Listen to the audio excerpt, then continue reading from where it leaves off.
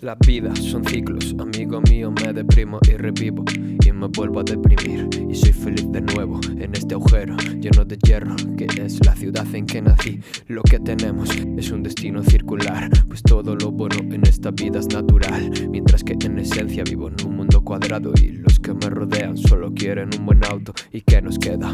Ahora llena la cartera y vas por la carretera a disfrutar del mundo que destruye. Yo no pretendo ser un juez, es que entiendo que todo esto es un poco cruel.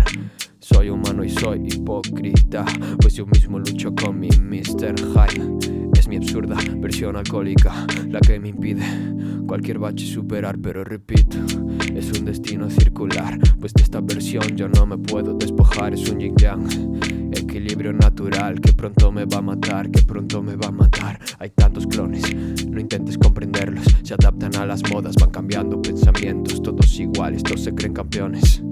Explotan la demanda y se convierten en virales, pues es un virus, es tan fácil contagiarse, fácil que encajes. Si reinicias tus valores, alguna vez se hace y aunque nunca lo buscaste, te cambia, no te adaptas, en el fondo buscas ser alguien. Y que ser alguien cuando ser normal resulta tan extraño. Loca normalidad, prefiero la rareza que de siempre me acompaña, que no me daña.